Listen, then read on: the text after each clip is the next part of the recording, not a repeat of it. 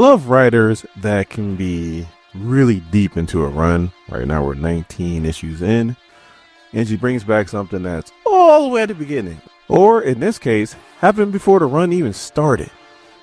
Gail, Simone, you are killing it. Support the comic book industry by visiting your LCS. My name is Doran. This is SCO Comics. We continue our coverage of Uncanny X-Men number 19. Our story starts off, I shouldn't even be this excited, but I am.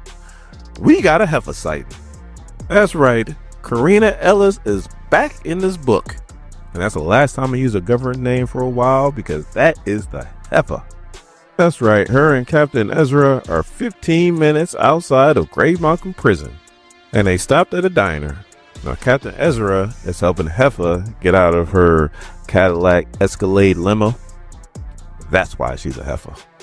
And also the fact that she talks down to people and she hates mutants. So, like, what? But those are strong factors too. So Captain Ezra is like, should we be stopping here? And the heifer is like, public appearances, we need to do more of them. And besides, I'm tired and I just want a muffin and some coffee. As soon as they walk in, waitress is like, I'm sorry, we're closed. And the heifer yarns and is like, again, all I want is just a coffee and a muffin, and we'll be on our way. But then they get a good look at her, and she is definitely a mutant. Looks like a zebra. But surprisingly, the mutant hating heifer doesn't even bat an eyelash, and she goes, 2 coffees, 2 muffins, thank you. And she sits down, and Captain Ezra is like, ma'am, you know that son. She's like, I know, but we're also off the clock. I was sitting there reading it like, holy shit. Is she actually normal?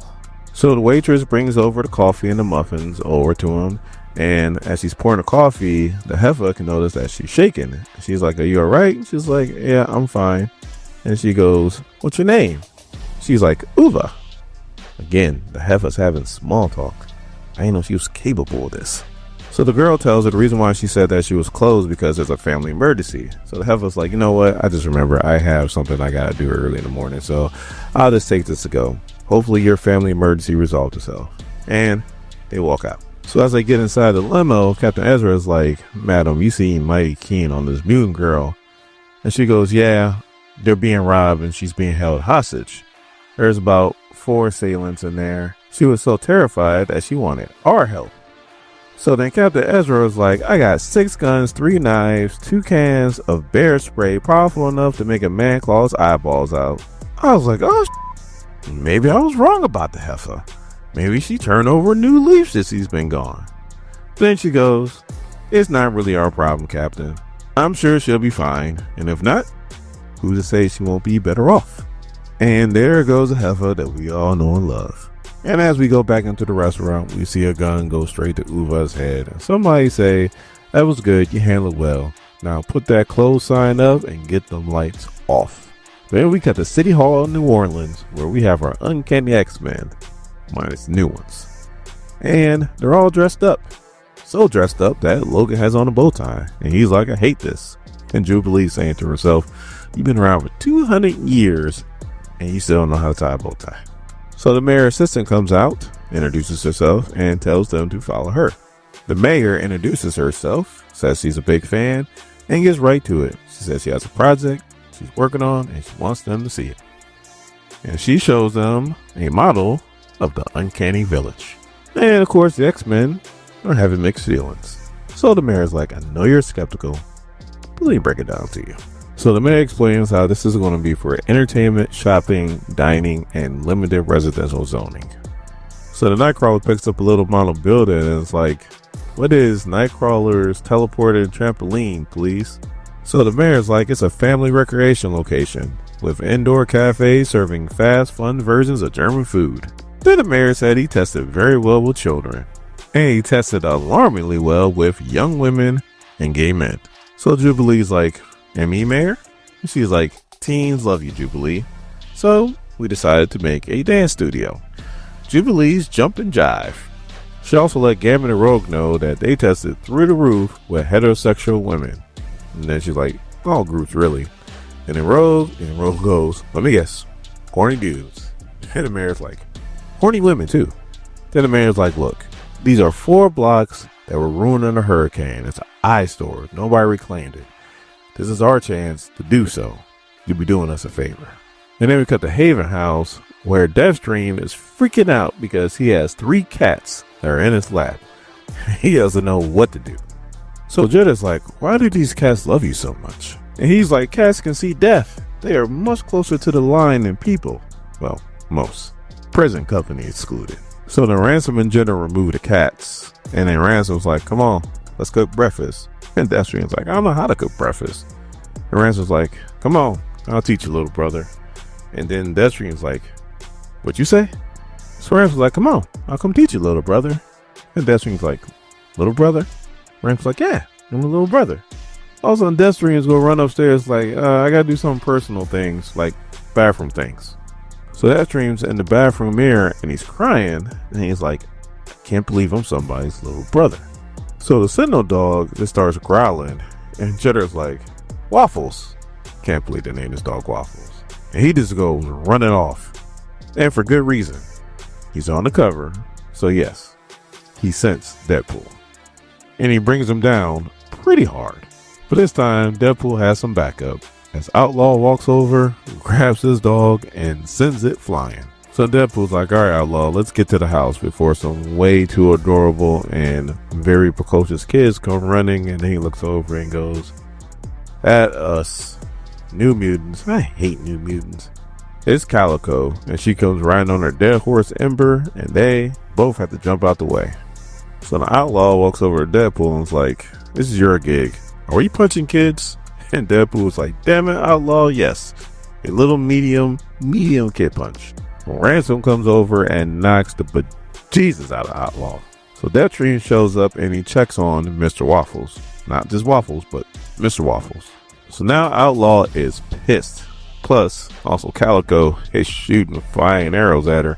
And she's like, I'm a horse girl myself, but if you keep shooting them arrows at me, I'm going to take your horse, I'm going to ride it myself. And Calico's like, I'd like to see you try.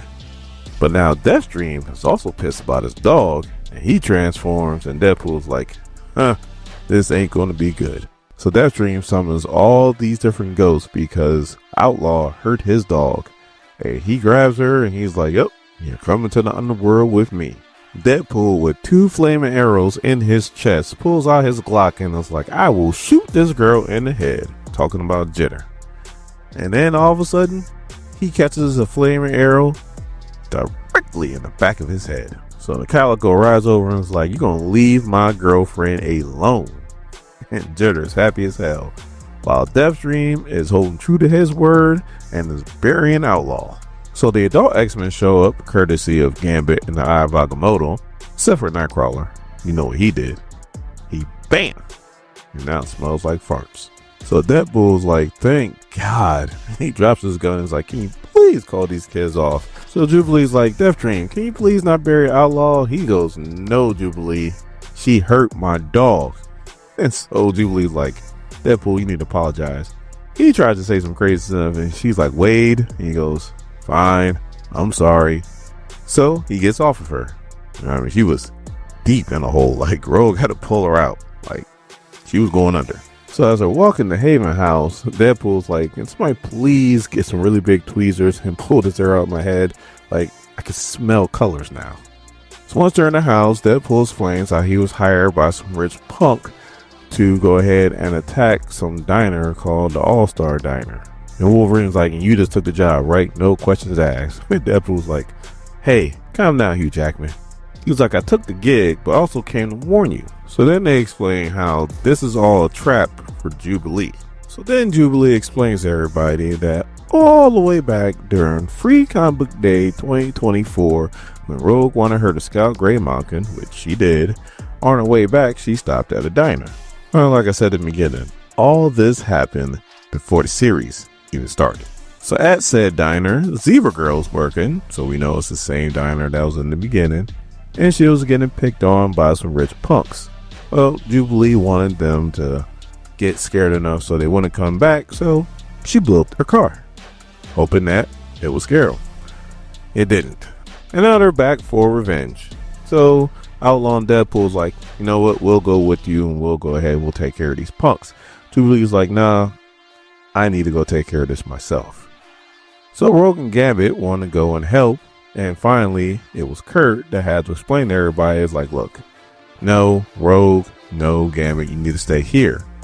Jubilee needs to take care of this herself. So everybody thinks that we're the nice ones, me, her, and they think we're not a threat.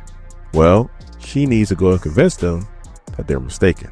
So Gambit uses the Eye of Agamotto, opens up a portal straight to the diner, and it's like, you go ahead and take care of your business, girl. Whatever happens, I'll be right here. So Jubilee walks in. She says she's kind of scared, and she got a good reason to be, because this little rich punk has an Uzi.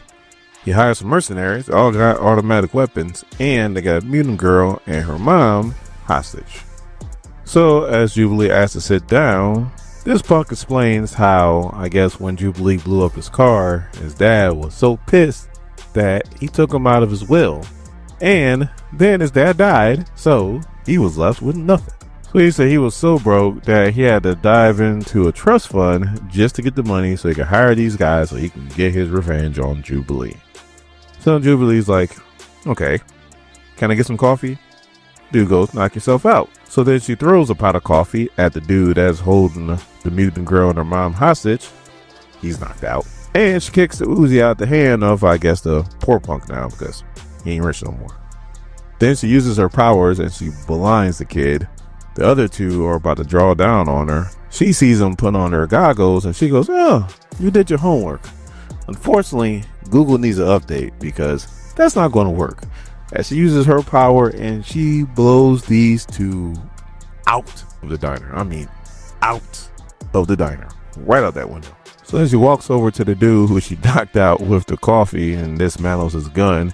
And she goes, holy crap, just leave me alone, please. She walks over to Uva and her mom to make sure that they're okay.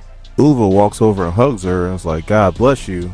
Then Jubilee grabs the poor punk and he's like, I'm blind, I can't see. And she's like, come on, Fortnite, son. You don't need your eyes for where you're going. And then Gambit walks in and is like, good job, girl. Now let's go home.